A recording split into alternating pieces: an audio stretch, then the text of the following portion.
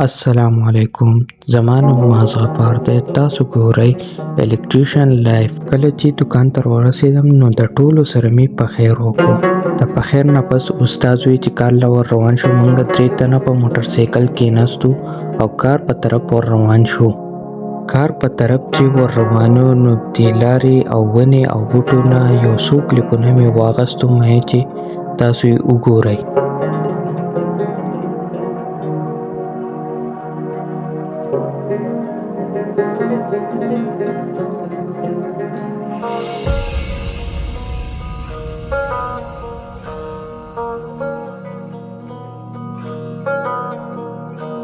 پدې کې د کار ځای راورسېدو.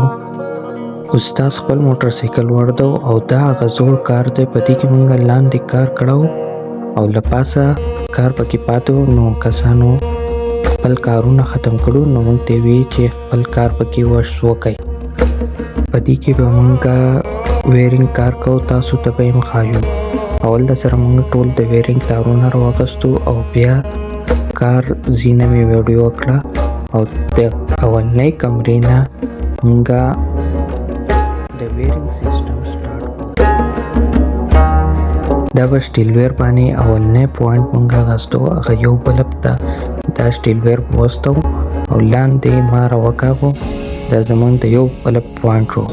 بیا و دا مین بورډ ته سټیل ویر وردننه کو ناپ دپاره چې د دغه ځینه ناپ واغستی شي.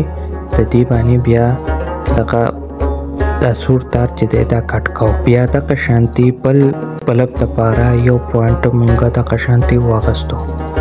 بیا دریم بلب دپاره پوینټ واغستو. دغه شان سلسله ور روانه وه نو د ججې دپاره هم یو پوینټ موږ واغستو. یوه کمره کمپلیټ شوه نو د دویمه کمره موږ سټارټ کړه.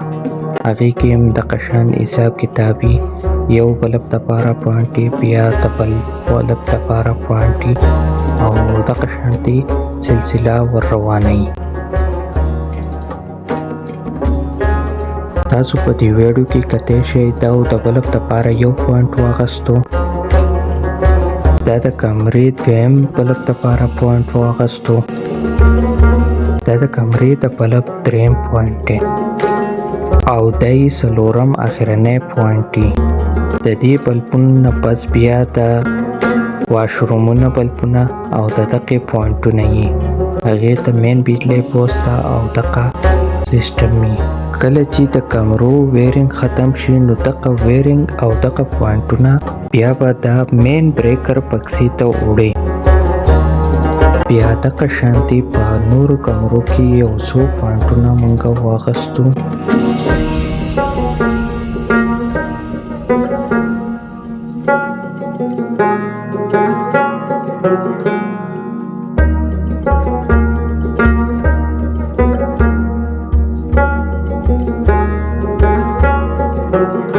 د روټۍ ټایم روټۍ پکې مو خوړه.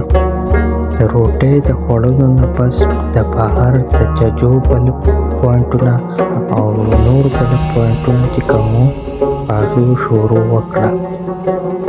د ججې اولني سر نه شروع وکړه او 2 بلبونه د یوې بټن نه لګولو. د ججې د بلب پوینټونه ختم شو.